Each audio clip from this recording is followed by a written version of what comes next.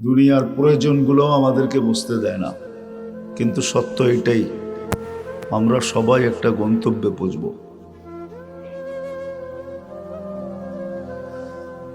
যে গন্তব্যটাকে আখেরাতও বলতে পারি, আবার যে গন্তব্যটাকে কবরও বলতে পারি, হাসরও বলতে পারি। নিঃসন্দেহে আমরা একটা গন্তব্যে পৌঁছব, আবার জান্নাত জাহান্নামও বলা যেতে পারে। সবগুলা মিলাইয়া জিলাই আখেরাত বলা হয়। আমাদের গন্তব্য কিন্তু আখেরাত। সময় আমরা আখেরাতে পৌঁছব, আর পৌঁছতে আমরা বাধ্য। যদিও একটা সিস্টেমের মাধ্যমে আল্লাহ নিবেন, যেটাকে মৌত বলি। মৌতের সিস্টেমের মাধ্যমে আল্লাহ আমাদেরকে ওই গন্তব্যে পৌঁছাবে। আমরা একটা গন্তব্য থেকে আসছি, একটা স্থান থেকে আসছি। আমরা কেউ বলতে পারবো না, এই কথা স্বীকার করতে হবে যে আমরা আল্লাহর কাছ থেকেই আসছি। আবার আমরা গন্তব্যে পৌঁছব, কিন্তু এটাও সত্য, কে কখন পৌঁছবে কেউ জানে না। শিক্ষিত মানুষগুলোও জানে না, অশিক্ষিত মানুষগুলোও জানে না। উন্নত এলাকার মানুষও জানে না, অনুন্নত এলাকার মানুষও জানে না। উন্নত বিশ্বের মানুষও জানে না, অনুন্নত বিশ্বের মানুষও জানে না। এমনকি আফ্রিকার জঙ্গলের মানুষও জানে না। তদ্রূপ যারা দুনিয়ার উন্নত সোসাইটিতে বাস করে, ওরাও জানে না, কেউ জানে না।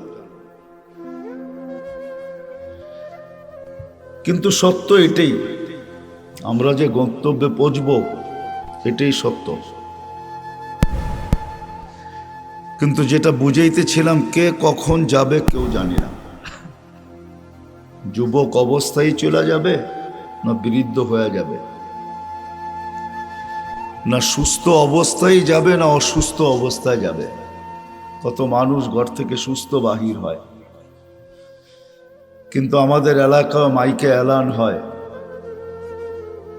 যে লাশ হয়ে বাড়িতে ফিরে আসছে। কত মানুষ হাজারো আশা নিয়া দেশ দেশান্তর পর্যন্ত যায়, কিন্তু আবার কফিনে প্যাক হয়েও চলে আসে। 2500 পাওয়া যাবে, এরকম কাহিনী বহু। বিদায় আমরা সবাই, আমাদের একটা গন্তব্য আছে, ওইখানে সবাইকে বুঝতে হবে। ভালো মতে ধ্যান দিয়া শুনি, তাইলে দিলে আশা করি। আর যদি ধ্যান দিয়া না শুনলাম, তাহলে দিলে গাঁথবে না। আর যদি না গাঁথলাও, তাহলে সময়টা কিন্তু কেটে যাবে। আমি আপনি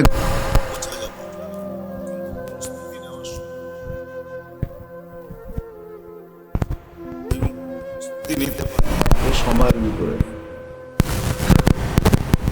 হ্যাঁ, এই জন্যই সুযোগ দেওয়া আছে। নিয়ে যাওয়া এটাই আল্লাহর উদ্দেশ্য। চাই যুবক, চাই বৃদ্ধ, চাই নারী, চাই পুরুষ, চাই নারী, চাই পুরুষ, চাই যুবক, চাই বৃদ্ধ, যেমন অবস্থানের মানুষই হোক। আলেম ওলামা আমাদেরকে বুঝাইতে চেষ্টা করে। বুক ফায়রা তো ঢুকানো যায় না, যদি যাইতো তাহলে বুক ফায়রাও ঢুকায় দেওয়া হতো। এতটুক চেষ্টা আলেম ওলামা করে। নবীরা যতটুক করছে, আলেম ওলামারও এতটুকুই চেষ্টা করতেছে। নাইলে অজয় পাড়া গায়ে কেউ এসে পড়া থাকতো না। আলেম ওলামারা অজয় পাড়া গায়ে যাইও পড়া থাকে। আপনাদের মসজিদে ইমাম নাই? সবাই কি 2500-এর ছেলে? বাংলাদেশের বিভিন্ন জায়গার থেকে আসছে, ঠিক না? কেন পড়ে আছে এখানে? সব কি অযোগ্য? সবাই যোগ্যতা সম্পূর্ণ। সবার পড়ালেখা কি কম? সবাই দাওড়া পাস, হাফেজ। রমজানে তারাবি, খতম তারাবি পড়েন না? তাহলে হাফেজ এখানে পড়ে থাকে কেন? তারা বুঝাইতে চেষ্টা করে, কিন্তু সত্য এটা দিল ফায়রা ঢুকানো যায় না।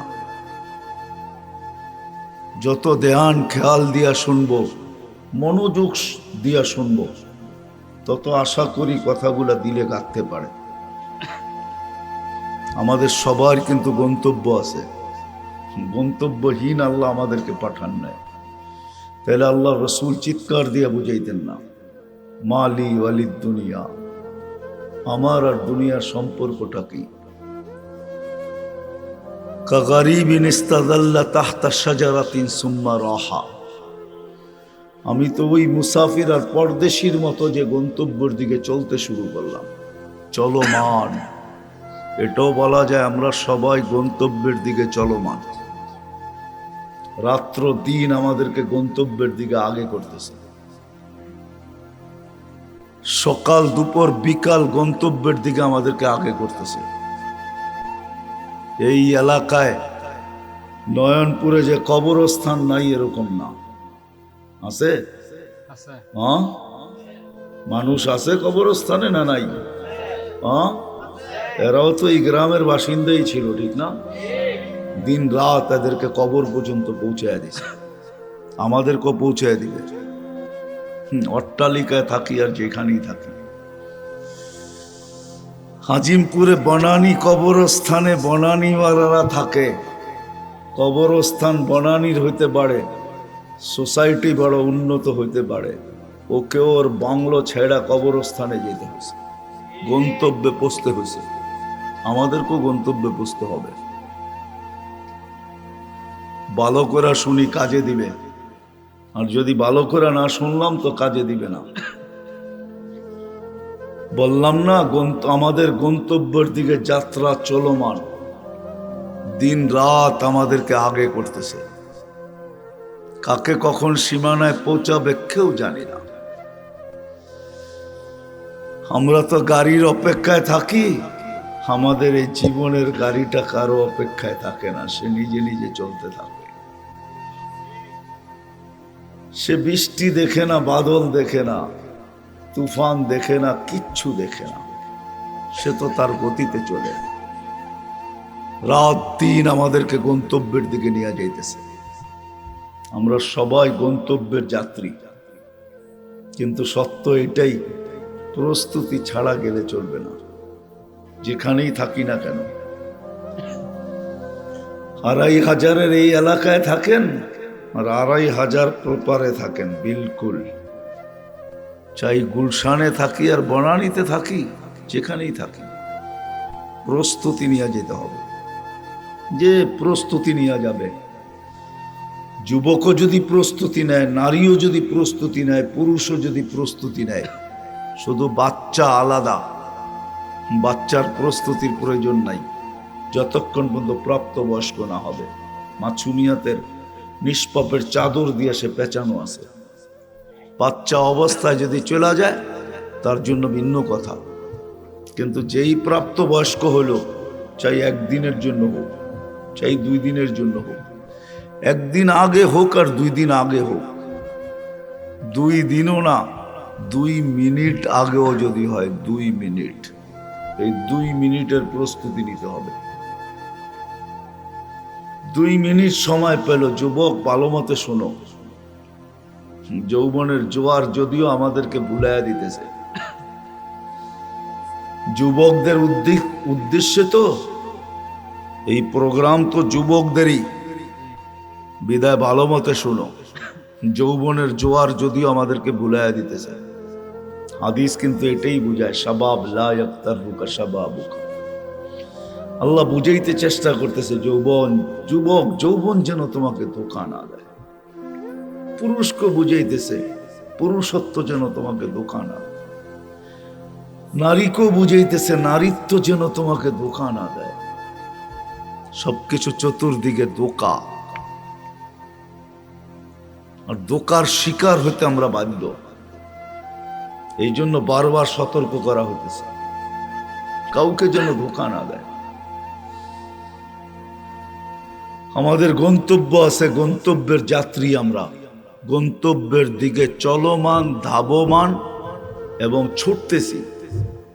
দিন রাত আমাদেরকে গন্তব্যের দিকে আগে করতেছে। গন্তব্য হলো কবর, আখেরাত। প্রস্তুতি নিয়ে যেতে হবে, প্রস্তুতি। গরিব যদি বলে আমি গরিব, আল্লাহ গরিবকেও বলে দারিদ্রতার ভিতরে প্রস্তুতি নাও, জান্নাত তোমার অনেক কাছে। গরিবের জান্নাত তো বিলকুল পায়ের কাছে, নারীর জান্নাত তো বিলকুল আঁচলের ভিতরে, যুবকের জান্নাত অনেক কাছে। আমাদের প্রত্যেকের জান্নাতই কাছে, এই উম্মতের জন্য বেশি চান নাই। আমি তো সব জায়গায় বলি, এই জায়গায় বলতেছি, এই জন্যই আল্লাহ আমাদেরকে ছোট একটা বয়স দিছেন, আমাদের যেন বেশি দৌড়ায়া জান্নাত না নিতে হয়। প্রিয় পাত্রকে মানুষ খাটায় কম, পাপ খাটতে খাটতে বুড়া হয়ে যায়। যদি জিজ্ঞেস করে এত খাটেন কেন, সন্তানের জন্য, প্রিয় পাত্রের জন্য বাপ খাটতে থাকে। আল্লাহ আমাদেরকে বেশি খাটাইতে চান না, আল্লাহ চান অল্প সময় কাটায় যেন জান্নাতে চলে যেতে পারি। এই জন্য আমাদেরকে 60-70 বছর বয়স দিয়েছে, বেশি দেন নাই।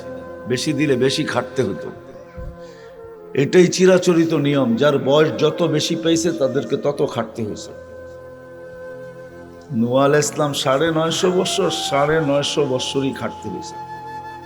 কোরআন বলে দাউতু কওমি লাইলা ওয়া নাহারা, রাত দিন খাটতে হয়েছে। আমাদের বয়স 60-70 বছর, বেশি খাটতে হবে না। আবারও বলতেছি, আমাদের গন্তব্য আছে, গন্তব্য। আমরা এক গন্তব্যের থেকে আসছি আরেক গন্তব্যে পৌঁছবো, এক জায়গার থেকে আসছি আরেক জায়গায় পৌঁছবো, এক স্থান থেকে আসছি আরেক স্থানে আমরা পৌঁছবো। আর আমরা 24 ঘন্টা ওই দিকে চলমান। কোনো মতে আমাদের গতিকে কেউ থামাইতে পারবে না, যতক্ষণ পর্যন্ত সীমা রেখায় পা না দিবে। গতি থামানো যাবে না, এই ছোট জীবনটার গতি থামানো যায় না। মেশিন আসে নাই, কোনোদিন আসবে না যে মানুষের গতিকেও পাওয়ার ব্যাংকে ভৈরা আবদ্ধ করে রেখা দিবে। এটাই সত্য, এটাকে থামানো যাবে না। এটা চলবে, তার গতিতে চলবে, আমার গতিতে না।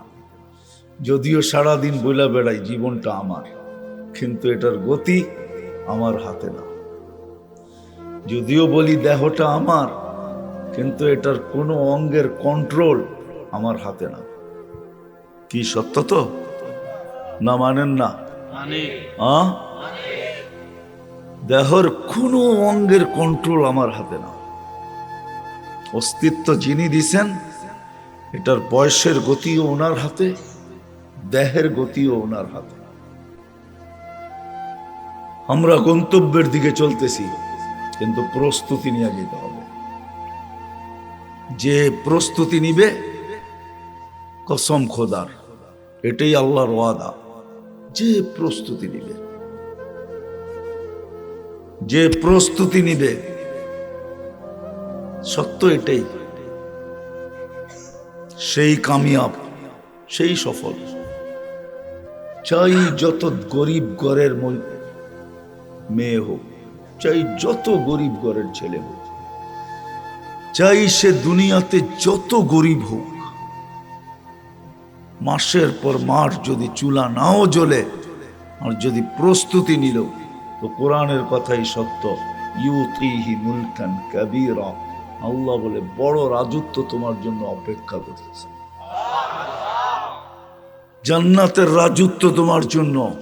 সবচেয়ে ছোট পরিধি কতটুক এটাও বলে দিছে, বিআশারি আমসালিদ দুনিয়া, দুনিয়ার 10 গুণ বড়। 2,40,000 মাইল পরিধি পাওয়া যাবে।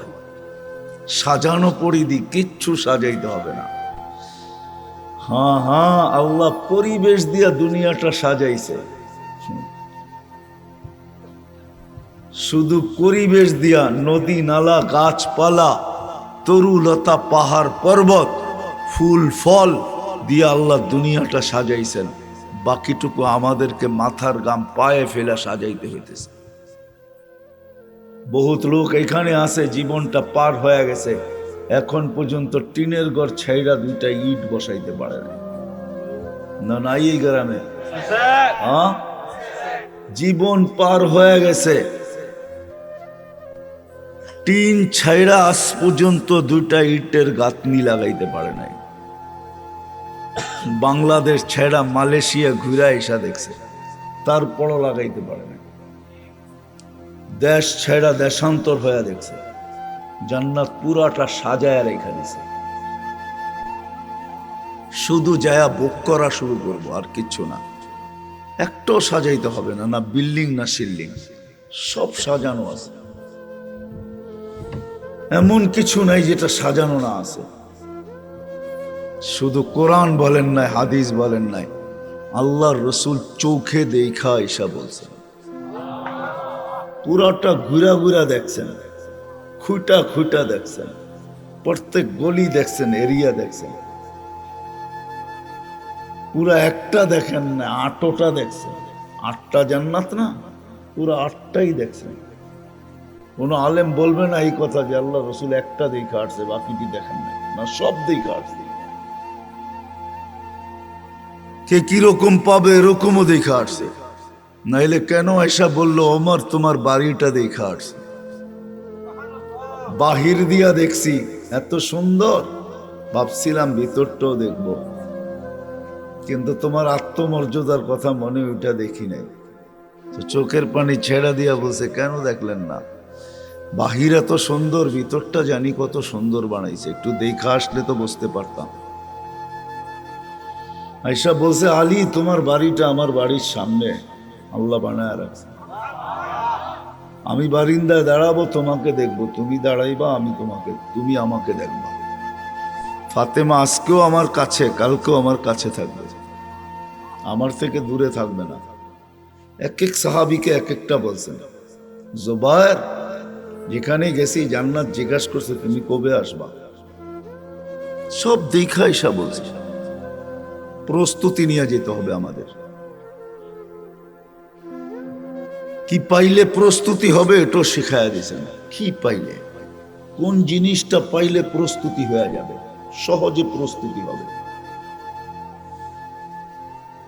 ব্যক্তি বিশেষ বুঝাইছেন, সবার জন্য একরকম করেন নাই। জাকাত সবার উপরে ফরজ, হজ সবার উপরে ফরজ। হ্যাঁ কি বলেন, সবার উপরে ফরজ? না না না, নারীর জন্য যা করণীয় পুরুষের জন্য তা না, পুরুষের জন্য যা করণীয় নারীর জন্য তা না, যুবকের জন্য যা করণীয় বৃদ্ধের জন্য তা না। তাইলে আল্লাহ বয়সের ফজিলত দিতেন না? এই উম্মতের বয়সেরও ফজিলত আছে। 40-এ যদি পা দিতে পারে 3টা রোগ হয় না, পাগল হয় না, শ্বেত রোগ হয় না, কুষ্ঠ রোগ হয় না। যদি প্রস্তুতির সাথে 40-এ পা দিতে পারে, প্রস্তুতির সাথে যদি 50-এ পা দিতে পারে, তা আল্লাহর কঠিন হিসাব নেন না। প্রস্তুতির সাথে যদি 60-এ পা দিতে পারে, তাহলে ফেরেশতা বন্ধু হয়ে যায়। যদি প্রস্তুতির সাথে 70-এ পা দিতে পারে, তা আল্লাহর ওকে দুনিয়ায় দেখতে চান না, নিজের কাছে দেখতে চান। আহাব্বাল্লাহু ইলাইহিল ইনাবা। তারপরও যদি 80-তে পা দিতে পারে প্রস্তুতির সাথে, তো পিছের গুনাহ লেখা হয় না। 90-তে যখন পা দেয়, তা আগে পিছের কিছু থাকে না, যেটা হলো বয়সের বেনিফিট। প্রত্যেকের জন্য আলাদা আলাদা। যুবক যৌবনেও যদি প্রস্তুতি নিতে পারে, তো ওয়াদা আছে জান্নাতে আরশের নিচে কিয়ামতের দিন তোমার জন্য বিশেষ গ্যালারি বানানো হবে। গ্যালারি, সুপার ডিলাক্স গ্যালারি, 7 ধরনের গ্যালারি হবে আরশের নিচে। একটা তোমার জন্য হবে, তোমার জন্য একটা তোমার জন্য হবে। শুধু এখানেই শেষ না, জমিনে যতদিন থাকবে ফেরেশতাদেরকে দেখায় দেখায় আল্লাহ গৌরব করবে। শাবুন নাশা ফি ইবাদাতিল্লাহ, এটা তো হলো আরশের নিচে ছায়া দিবে। ইন্নাল্লাহা ইউবাহিল মালাইকা বিশ-শাবিস সালেহ। প্রস্তুতি নিয়ে যদি যুবক জমিনে থাকে, তো আল্লাহ ফেরেশতাদের উপরে গৌরব করতে থাকবে। এইবার বোঝো, আল্লাহ যাকে নিয়ে গৌরব করবে তার দাম কত আল্লাহর কাছে। হ্যাঁ, দুনিয়ার সামান্য প্রশংসা পাইলে হারায় যায়, ঠিক না? হ্যাঁ, দুনিয়ার কোনো পদস্থ লোকের নৈকট্য পাইলে জমিনে হাঁটতে চায় না, ঠিক না? বাবুই ভিন্ন, ঠিক না? এই এলাকায় কি নাই দুই চারজন? হ্যাঁ, সামান্য নৈকট্য পাইলে দুনিয়ার পদস্থ মানুষের, বুঝানোর জন্য বলতেছি, ক্রিটিসাইজ করার জন্য না, বাবুই ভিন্ন, ঠিক না? আর আল্লাহর কাছে যে নৈকট্যবান হবে তার বাপ কিরকম হবে? তুমি জানো না যুবক, সত্য এটাই, তুমি জানো না, পাগল হয়ে যাবা যদি জানো। সত্য এটাই। মাদ্রাসায় যারা পড়ে ওরা যদি চোখে দেখতো যে ফেরেশতা পাপ পর বিছাইছে, তো ও পাগল হয়ে যেত, তার ছিঁড়া যেত। তার কি হুজুর, তার ছিঁড়তো না? ছিঁড়তো না, তার ছিঁড়া যেত। ও যখন দেখতো যে ফেরেশতা পর বিছাইতেছে, আমি হাঁটতেছি আর পর বিছাইয়া যাইতেছে, ফেরেশতার পরের উপর দিয়ে আমি চলতেছি, এগুলো সব তার ছিঁড়া যেত। তোমারও তার ছিঁড়া যেত তুমি যখন দেখতে।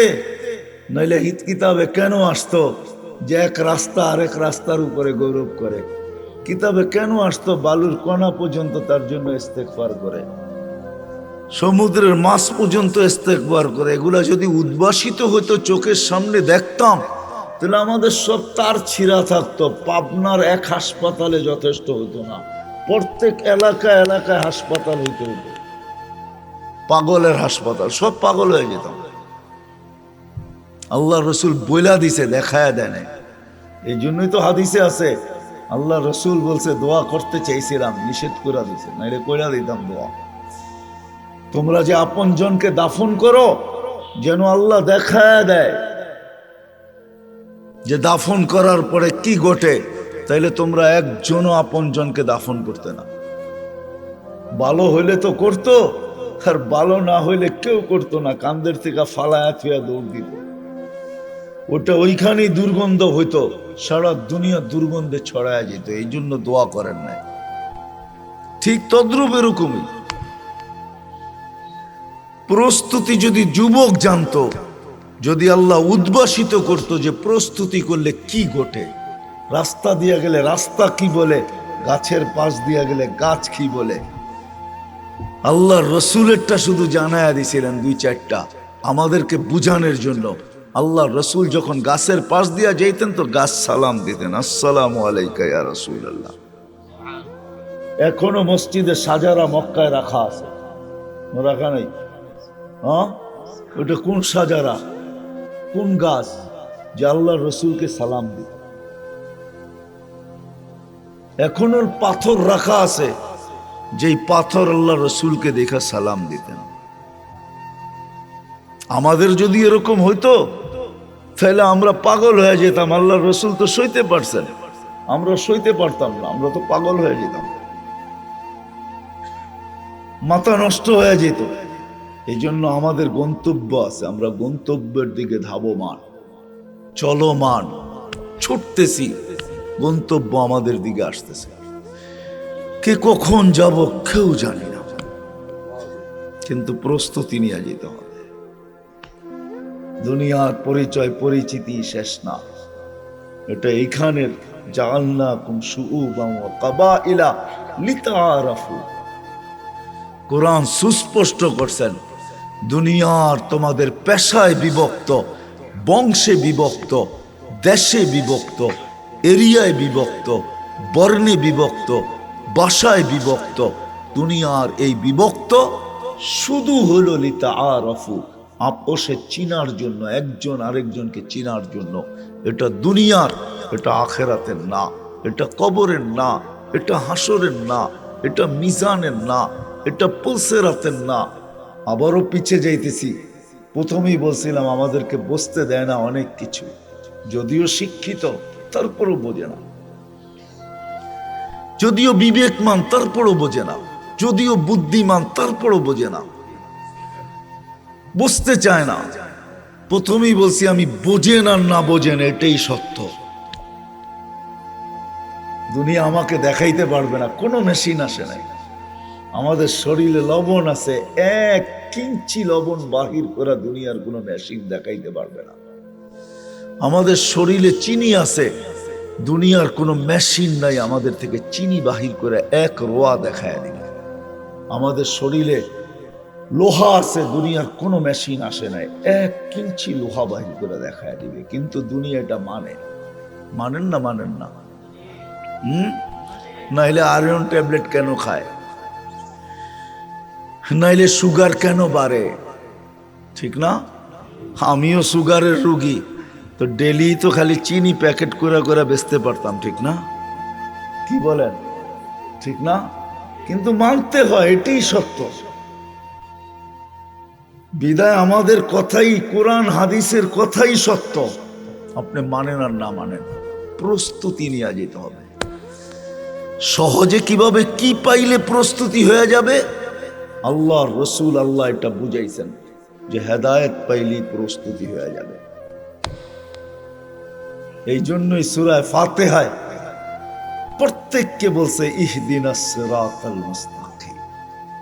আল্লাহ হেদায়েত দিয়া দেন, কিচ্ছু চাই না। এক গাদা প্রশংসা করছে আল্লাহ, আলহামদুলিল্লাহি রাব্বিল আলামিন আর রহমানির রহিম মালিক ইয়াউমিদ্দিন ইয়্যাকা না'বুদু ওয়া ইয়্যাকা নাস্তাঈন। তখন আল্লাহর রহমত জোশে আসছে, তুই চাবি তো আমার কাছে, কি চাবি? আল্লাহ ভাবছেন বান্দা চাইতে কি না চায়া ফেলে। কেউ হয়তো 2টা ইটের একটা ঘর চায়া ফেলবে, কেউ হয়তো 2খান আরে কি বলে টিনের একটা ঘর চায়া বলবে। এক যুবক হয়তো চায়া বসবে আমাকে একটা বাইক দিয়া দেন, কেউ বাচ্চা চায়া বসবে আমাকে একটা সাইকেল দিয়া দেন, কেউ এটা চাবে সেটা চাবে, মন মতো ইচ্ছা মতো এমন জিনিস চায়া বলবে যেটা কোনো দামই আমার কাছে নাই। নাইলে আল্লাহ কেন আমাদেরকে বুঝাইতেন, লাউ কানাতিদ দুনিয়া ইনদাল্লাহি তাদিলু জানাহা বাউদা মা সাকা কাফিরান শুরবাতা মা। সমগ্র দুনিয়া যদি তার ভান্ডার সহ, সমস্ত খনি সহ, সমস্ত ভান্ডার সহ আমার কাছে মশার পরের সমান দাম হতো, তাহলে কোন খোদাদ্রোহীকে, যুবক কসম খোদার, 5 বেলা আল্লাহ ডাকে আর তুমি কার বেকা করে করে চলে যাও মসজিদের সামনে দিয়া। যদি দুনিয়ার দাম মশার ডানার সমান হইতো, তাহলে তোমাকে 1 ঘোট পানি পান করতে আল্লাহ দিতেন না। তুমি জানো না পানির ভিতরে কি আছে? তোমার শিক্ষায় যদি বলে যে আমি আল্লাহর পানি করব না, আমি তো হাইড্রোজেন আর অক্সিজেন মিলায়া পান করতে থাকবো, তুমি পান করতে পারো 1 দিন 2 দিন 1 সপ্তাহ 2 সপ্তাহ, 30 দিন যাবে না তুমি বিছনায় পড়বে। তোমাকে নিয়ে যেতে হবে আজিমপুরে, হাইড্রোজেন অক্সিজেন মিলায়া পানি হয়, এটাই তোমাদের বিজ্ঞানের থিওরি। কিন্তু পান করে দেখো 1 মাসে আজিমপুর, কেননা ওই পানির ভিতরে হায়াত নাই, জীবন নাই। আল্লাহর পানির ভিতরে শুধু হাইড্রোজেন অক্সিজেন নাই, জীবন আছে, জীবন।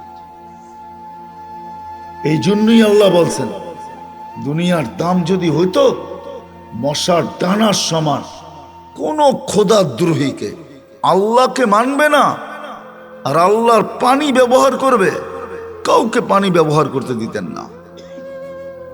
দশম খোদার এটার কোনো দাম নাই, এই জন্য দিতেছেন। আল্লাহ জানে এটা দামহীন, এই জন্য পানি দেয়া যাইতেছে, এই জন্য অক্সিজেন দেয়া যাইতেছে। আল্লাহ জানে এটার ভিতরে যা আছে কোনো দাম নাই, কোনো দাম নাই। এই জন্য খুশি হওয়ার পরে, প্রশংসা 1 গাদা করার পরে আলহামদুলিল্লাহি রাব্বিল আলামিন আর রহমানির রহিম মালিক ইয়াউমিদ্দিন ইয়্যাকা না'বুদু ওয়া ইয়্যাকা নাস্তাঈন। যখন খুশি হয়ে গেছেন তখন বলছে চা কি চাবি?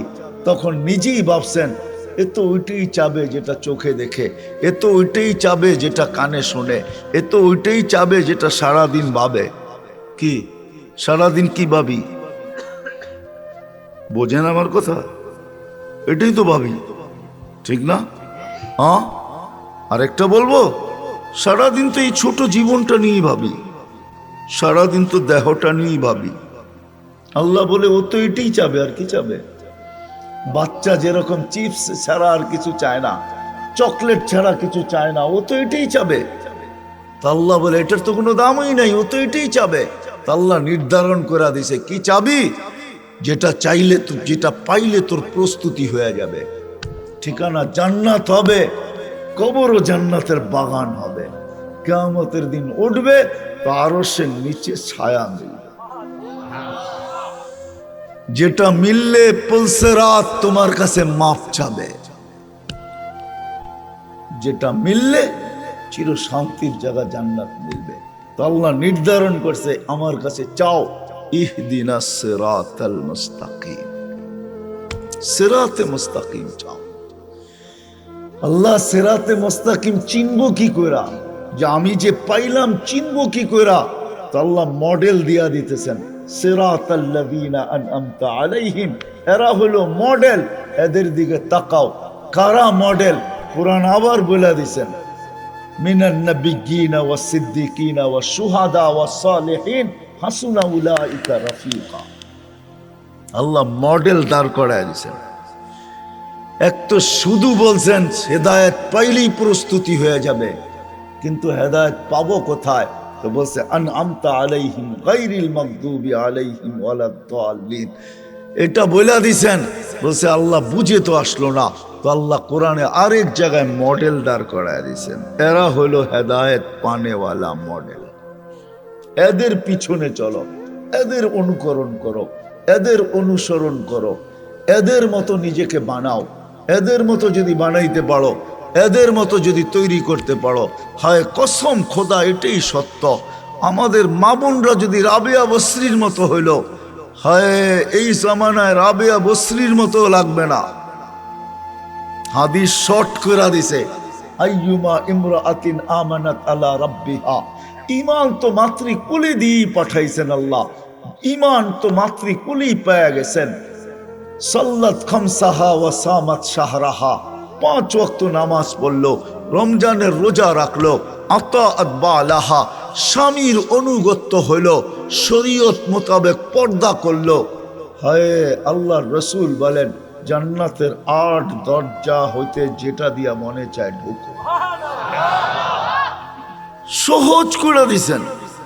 যুবক তোমার জন্য সহজ, নারীর জন্য সহজ, পুরুষের জন্য সহজ, সবার জন্য সহজ। প্রস্তুতি নিয়ে যেতে হবে। কিভাবে প্রস্তুতি নিবে? এক জিনিসে প্রস্তুতি কি করে হয়, এক শব্দে বুঝাইয়া দিছেন, ইহদিনাস সিরাতাল মুস্তাকিম।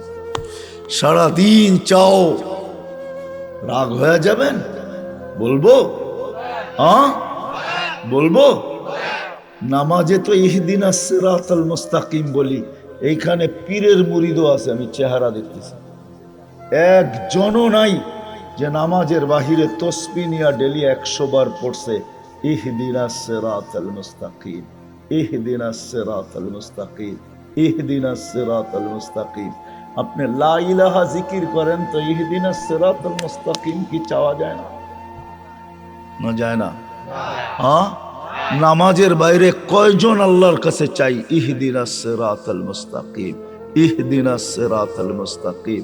আল্লাহ সিরাতে মুস্তাকিম দে, আল্লাহ সিরাতে মুস্তাকিম দে। আপনি ভাবছেন এটা নামাজের ভিতরের চাওয়া? নামাজের ভিতরে যদি চাওয়া বাধ্যতামূলক হয়, তো নামাজের বাহিরে চাওয়া আরো উত্তম, আরো প্রয়োজন। কজন চায় বলেন? রাগ হয়ে গেলেন? হ্যাঁ, উচিত ছিল হেদায়েত পাইলেই প্রস্তুতি হয়ে যাবে। শুধু আখেরাতের প্রস্তুতি হবে না, দুনিয়ার প্রস্তুতি হবে। দুনিয়ার বিশ্বাস হয় না? হ্যাঁ, আজকে সন্তান হেদায়েত পায় না বিদায় মা বাবা চিনে না, মা বাবা হেদায়েত পায় না বিদায় সন্তান চিনে না। যদি চিনত সন্তান যে সন্তান কি জিনিস আমার, যদি চিনত, তাইলে কোন সন্তানকে মা বাবা প্রাপ্ত বয়স্ক হওয়ার পূর্ব মুহূর্ত পর্যন্ত এমন জায়গায় একটা সেকেন্ড ব্যয় করতে দিত না, যেই জায়গায় ব্যয় করার দ্বারা এই সেকেন্ডটা তার পক্ষে আসে নাই। তাইলে প্রত্যেক মা বাবা সন্তানকে প্রাপ্ত বয়স্ক পর্যন্ত বলতো, তুই প্রাপ্ত বয়স্ক হওয়ার পরে যেথায় খুশি তেথায় চলে যা, আমার কোনো আপত্তি নাই। কি পড়বি আমার আপত্তি নাই, কি করবি আমার আপত্তি নাই, কেমন চলবি এটা আমার কোনো আপত্তি নাই, কিন্তু যতদিন পর্যন্ত তুই প্রাপ্ত বয়স্ক না হস অতদিন পর্যন্ত তোকে আমি আমার কন্ট্রোলে রাখবো, তোকে আমি সঠিক জায়গায় তোর সময়টাকে ব্যয় করাবো, কেননা তুই যত ন্যাক করবি সব আমার আমল নামায় আসতে থাকবে। জিজ্ঞাসা করেন এই ছোট বাচ্চাগুলা যারা মাদ্রাসায় পড়ে এদের কোনো আমল নামা নাই, বলো হুজুর যে এদের সওয়াব লেখা হয়? কি লেখা হয়? রফিয়াল কলম, কলম উঠানো। এদের সওয়াব যায় কোথায়? মা বাবার আমল নামায় যায়, মা বাবার আমল নামায়। প্রাপ্ত বয়স্কে যদি অল্প বয়সে হাফেজ হয়ে যায়, মা বাবার আমল নামা হেফজে কোরআনের সওয়াব লেখা হয়। শুধু শুধু তো কিয়ামতের দিন তাজ পড়াবে না।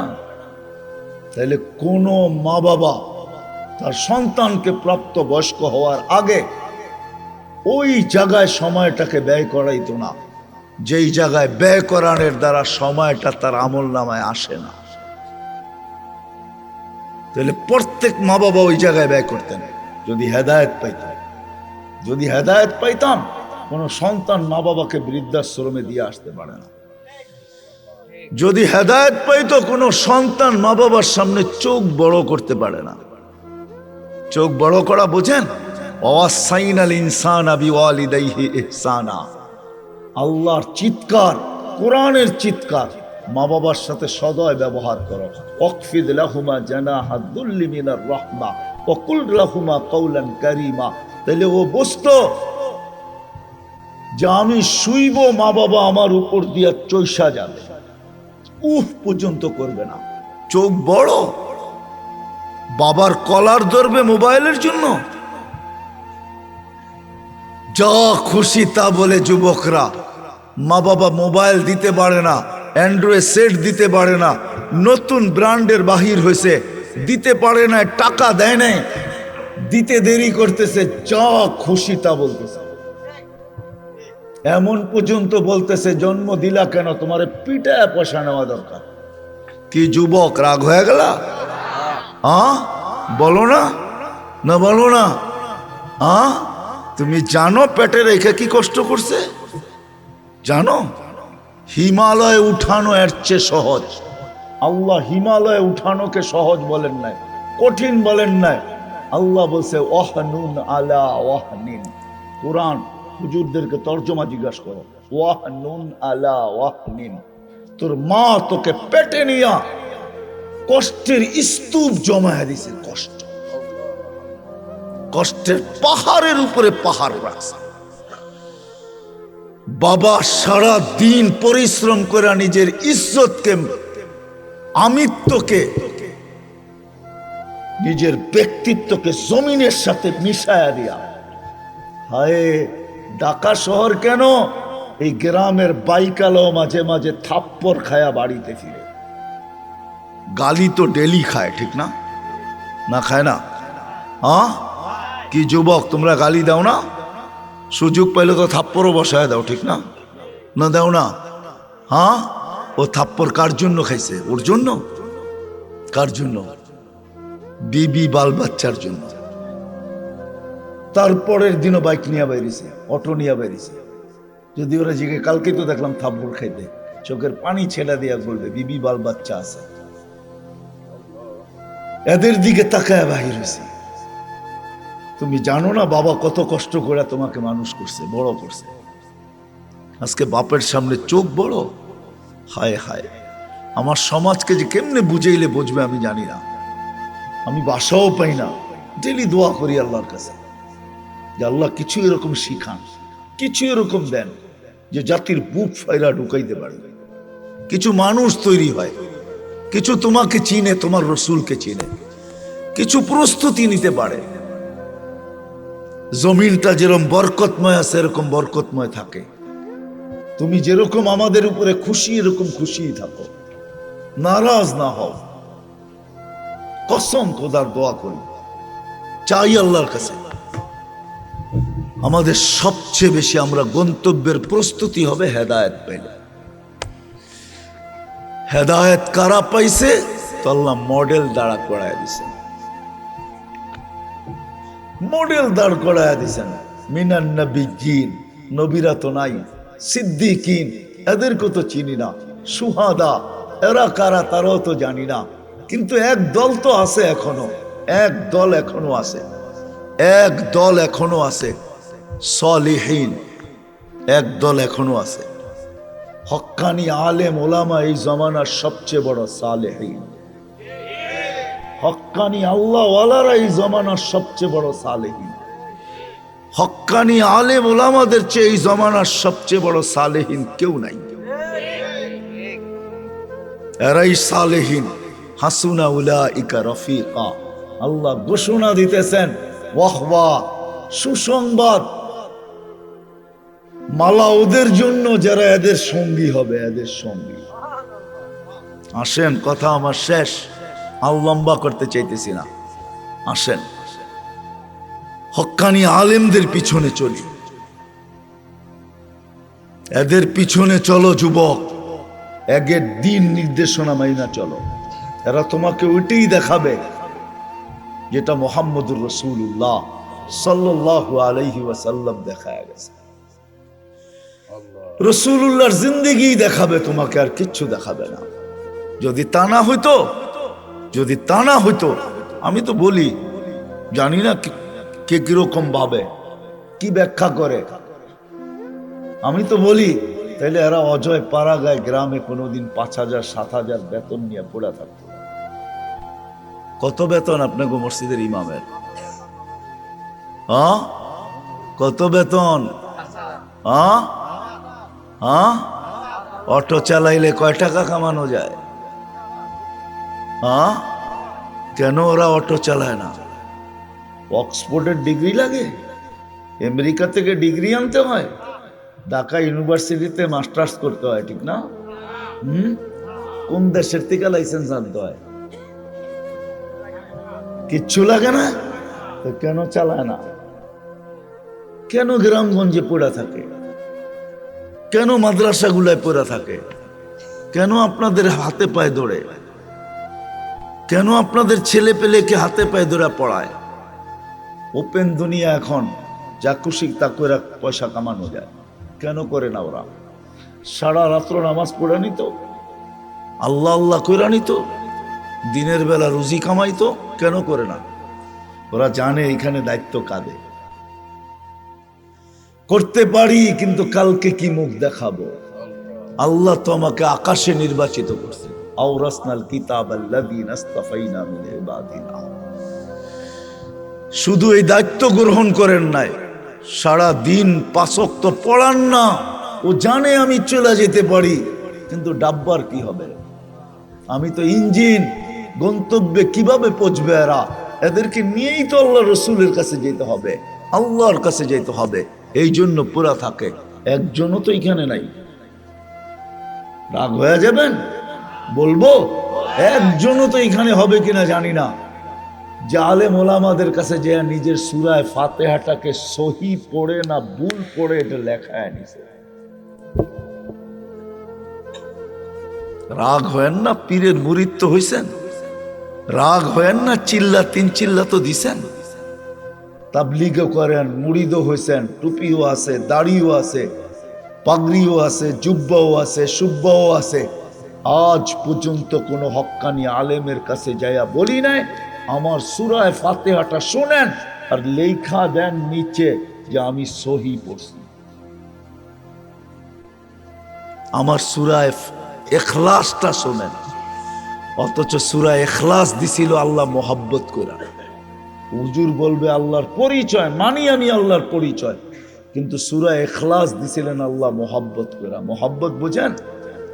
যে যাদেরকে কোরআন দিলাম এরা কোরআনের সওয়াব ছাড়া, খতমের সওয়াব ছাড়া আমার কাছে চলে আসবে, এটা হয়তো হয় কি করে?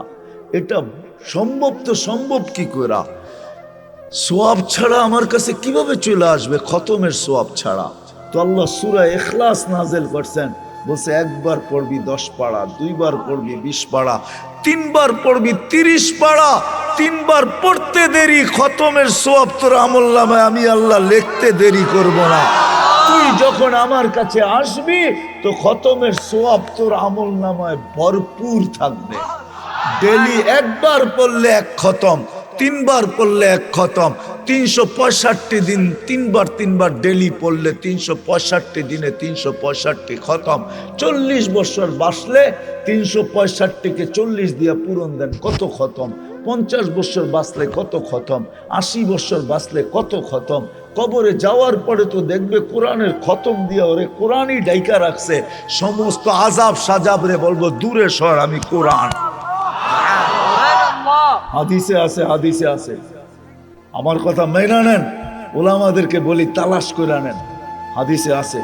কোরআনের সাথে যার মহব্বত হবে, অগাধ ভালোবাসা হবে, পড়তে পারে না এইভাবে শুধু পড়বে কোরআনকে, কসম খোদার কবরে যাওয়ার পরে কোরআন ওরে ডাইকা নিবে। ফেরেশতা জিজ্ঞাসা করবে তুই কে? চিনিস না? আমি কোরআন, আল্লাহর কালাম। যা জিজ্ঞাসা করবি আমাকে জিজ্ঞাসা কর, কাগজ আমাকে দে, আমি জবাব লেখা দেই। সত্য এটা, কোরআন দিছিলেন এই জন্য আসেন। আমাদের গন্তব্য আছে, আমরা সবাই গন্তব্যের দিকে ধাবমান। প্রস্তুতি নিয়ে যেতে হবে। প্রস্তুতিকে এক শব্দে বুঝাইছেন হেদায়েত। হেদায়েত পাইতে হবে। হেদায়েত পাইলে ওইখানের প্রস্তুতিও হবে, এই দুনিয়াটাও সুন্দর হবে। হেদায়েত যখন পাওয়া যাবে কসম খোদার, তখন কারো জীবনে কোনো চাহিদা থাকবে না। চাহিদা বোঝেন? হ্যাঁ, চাহিদা বোঝেন? চাহিদা থাকবে না, না পাওয়ার বিরুদ্ধে কোনো অভিযোগ থাকবে না। সবার জীবনে দুটা জিনিস আসবে, শুকুর আর সবর। যেমন পাক, যতটুকু পাক, যেমন পাক, কম টাকার বেশি টাকার, কম দামের বেশি দামের, যতটুকু পাবে অতটুকু পায়া বলবে আলহামদুলিল্লাহ। কি বলবে? কি? আর যখন পাবে না তখন কি বলবে? যখন পাবে না তখন সবর করবে। যদি বলে সবর করিস, তো সবরের ফল মিঠা, তুই জানিস না কেমন মিঠা লাগে। কেমন মিঠা লাগে তুই জানিস না, সবরের ফল মিঠা। সবর করবে, আর দোনোটার দ্বারা আল্লাহ রাজি হবে। শুকুরের বিনিময়ে জান্নাত, সবরের বিনিময়ে জান্নাত। প্রত্যেক করে যদি এই দুটা জিনিস চলে আসে, আর দুটা জিনিস যদি বাহির হয়ে যায়, চাহিদা যদি বাহির হয়ে যায়, অভিযোগ যদি বাহির হয়ে যায়, যে কোনো অভিযোগ নাই, না পাওয়ার বিরুদ্ধে কোনো অভিযোগ নাই, পাওয়ার জন্য কারো কোনো চাহিদা নাই। পাইলো যখন শুকরিয়া আদায় করলো, যত টাকারই পাইলো, বাপ দিতে পারলো তো আলহামদুলিল্লাহ বলল। কত দামের দিল, কোন ব্র্যান্ডের দিল, কোন কোম্পানির দিল, কেমন দিল, এটা দেখলো না। পাইলো তো আলহামদুলিল্লাহ বলল, না পাইলো তো সবর করলো। দেখেন প্রত্যেকের ঘর জান্নাত হবে, জান্নাত। দুনিয়াও সুখের হবে, সুখ। হায়, আপনারা অজয় পাড়াগায় গ্রামে থাকেন, আপনাদের এখানেও সুখ নাই। আপনারা বলেন আমরা গুলশানে থাকি না এই জন্য সুখ নাই। গুলশানে যারা থাকে ওদেরও ঘরে সুখ নাই। যদি সুখ থাকতো তাহলে নিজের পিস্তল নিজের মাথায় লাগায়া গুলি কেন করত? গুলি কেন করত? নিজের টাকার রশি কিনা গলায় লাগায়া কেন চলে যেত? গুলশানেও সুখ নাই, বাড়ি দাঁড়ায়ও সুখ নাই। দেখতে দেখা যায় সুখী, ওইখানেও যায় দেখেন আগুন জ্বলে। ওইখানেও সুখ নাই, অজয় পাড়াগায়ও সুখ নাই, কোথাও এখন সুখ নাই। কেন? হেদায়েত নাই। আসেন হক্কানি আলেমদের, আল্লাহ ওয়ালাদের পিছে চলি, এদের কথা মতো চলি, প্রস্তুতি হয়ে যাবে। দুনিয়াও সুখী হবে, আখেরাতেরও সুখে হবে। কি রাজি? এই জন্য প্রথমে অতীতের জন্য তওবা করতে হবে। তওবা করতে রাজি? বলেন আমার সাথে, আল্লাহ তওবা করলাম। মনের থেকে তো? নামান নামান, বুঝেন কিন্তু মনের থেকে না হইলে আব্দুল কাদের জিলানী রহমতুল্লাহ আলাইহির কথা সত্য হবে। বলবে লিসানুকা মুমিন কলবুকা মুনাফিক, তোর মুখ তো সত্যবাদী কিন্তু দিলটা তোর মুনাফিক। দুটা এক হইতে হবে। আর যদি তওবা মনের থেকে করতে পারেন পিছেরটা মাফ, এটা আল্লাহর ওয়াদা আছে। ফাইন তাবু ফানা হাবিবুহুম, তওবা করতে দেরি মনের থেকে, আল্লাহ বলে তোকে বন্ধু বানাইতে দেরি করি না। যদি মজমা মনের থেকে করতে পারে, সবাই বলতে পারে আমি আল্লাহর বন্ধু। আল্লাহর কথা সত্য। আল্লাহ তওবা, আগামীর জন্য প্রস্তুতি নিতে হবে, আগামীর জন্য প্রস্তুতি। আর সবচেয়ে বড় প্রস্তুতি হেদায়েতের সবচেয়ে বড় নিদর্শন, হেদায়েতেরও নিদর্শন আছে। সবচেয়ে বড় নিদর্শন হইল 5 ওয়াক্ত নামাজ।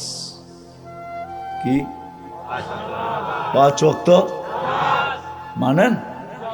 হ্যাঁ, ওয়াদা করতে পারেন যে আজকের থেকে নামাজ ছাড়বো না? কে কে পারেন দেখি? হ্যাঁ, আল্লাহ কবুল করুন। আপনাদের ওয়াদায় আপনারা পাক্কা হন, ওয়াদায় পাক্কা তো আল্লাহ পাক্কা, আল্লাহ ফল দিবে। শুধু শুধু বলেন নাই ইদা সালুহা সালুহা সাইরুল আমাল।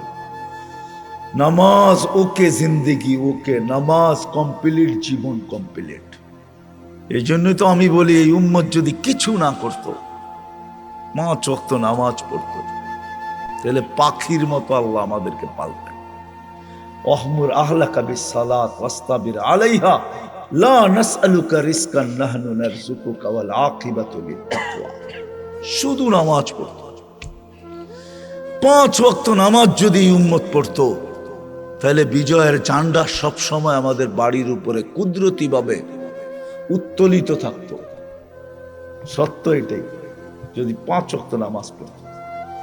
এই জন্য যুবকদেরকে বলবো বিশেষ করে, আজকের থেকে নামাজ ছাড়বো না। ওয়াদা পাক্কা তো?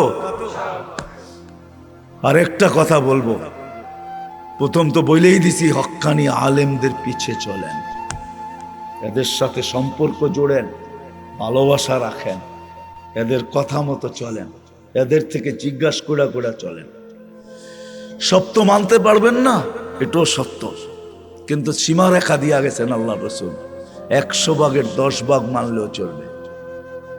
লাউ উমিলা উসরামা উনসিলা বিলানাজা, 100 ভাগের 10 ভাগও যদি মানো, তো আল্লাহ নাম্বার দিবে 110 দিবে না। প্রত্যেকটাকে 10 গুণ করে 100 নাম্বার দিবে, 100তে পাস করাবে।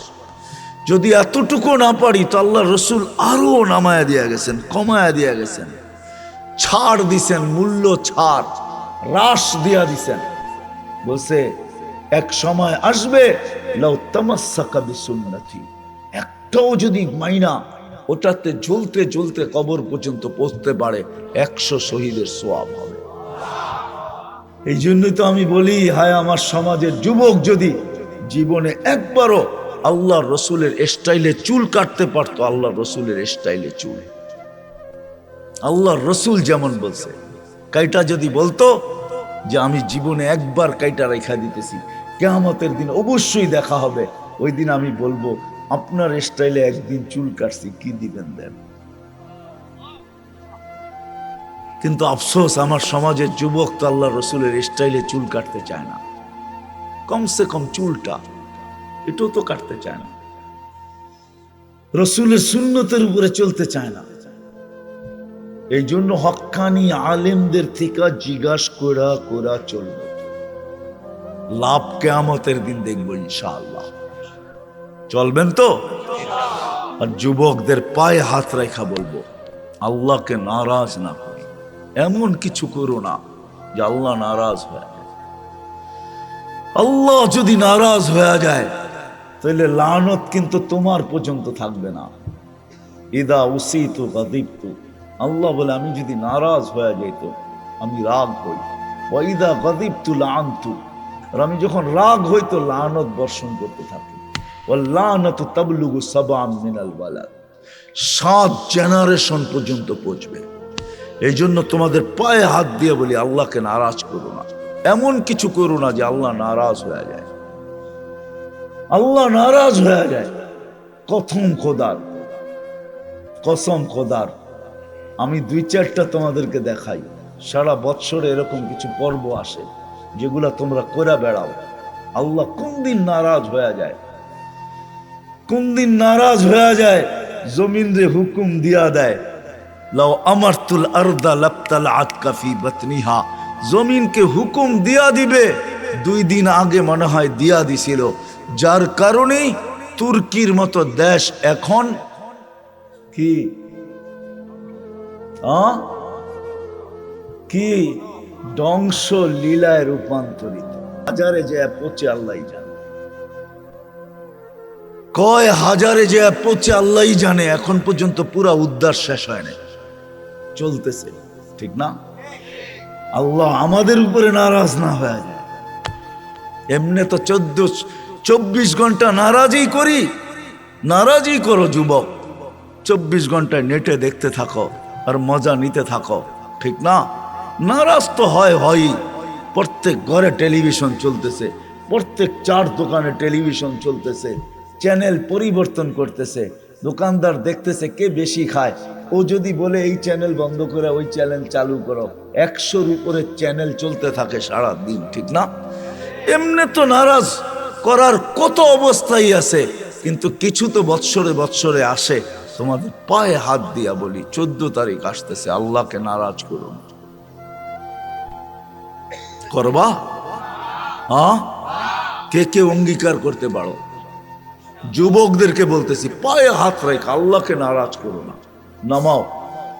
যদি আল্লাহ নারাজ হয়ে গেল, আমাদের দেশও 7.8 আসছিল ভূমিকম্প, যেটা 2 দিন আগে তুর্কিতে আসছে, এটা ঠিক 5-7 বছর আগে 31st নাইটের পরের দিন আসছিল, কিন্তু আমাদের দেশে কোনো বিপর্যয় ঘটে নাই। আল্লাহ যদি নারাজ হয়ে গেল, কথা চলতেছে আমাদের দেশেও নাকি আসবে 9 নম্বর ভূমিকম্প, কালকেই দেখলাম।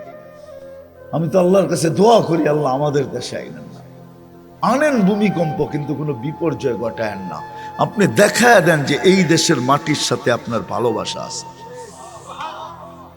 এই দেশের মানুষ এখনো, আলহামদুলিল্লাহ সুম্মা আলহামদুলিল্লাহ, এরকম পরিবেশ দুনিয়ার কোথাও আমি পাই নাই, যে রাত অবধি মাটিতে বসা শীতের ভিতরে আল্লাহর রসুলের কথা, আল্লাহর ইশক দিলের ভিতরে নিয়ে শুনে, এরকম দেশ আমি দুনিয়াতে খুব কম পাই নাই। ওই দেশ একমাত্র বাংলাদেশ। হতে পারে এই ভালোবাসার কারণে আসলেও আল্লাহ আমাদেরকে বাঁচায় দিবে, কিন্তু বাড়তি নারাজ আল্লাহকে না করি। করবা ওয়াদা পাক্কা? আল্লাহ আমাদেরকে আমল করার তৌফিক দান করেন। কেউ উঠাউঠি করবো না, বয়ান চলতে থাকবে। সর্বশেষ আল্লাহর পক্ষ থেকে আল্লাহ আমাদেরকে সিন্নি দিবে। সিন্নি বোঝেন? সিন্নি বোঝেন? অনেক ওয়াজে আছে না, শেষে সিন্নি দেয়, পোটলা দেয়, পোটলা প্যাকেট দেয়। আল্লাহ একটা প্যাকেট দিবে, যেটা দেখা যাবে না, বলা আছে ইরজিউ মাগফুরান লাক, আল্লাহ বলবে মাফ করে দিবে আমাদেরকে, মাফের প্যাকেট দিবে, আর বলা দিবে গুনার জায়গাগুলা নেকি দ্বারা পরিপূর্ণ। ওইটা নিয়ে এখান থেকে উঠবো ইনশাআল্লাহ।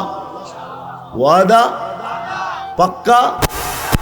কে হাত উঠাইতে পারেন দেখি?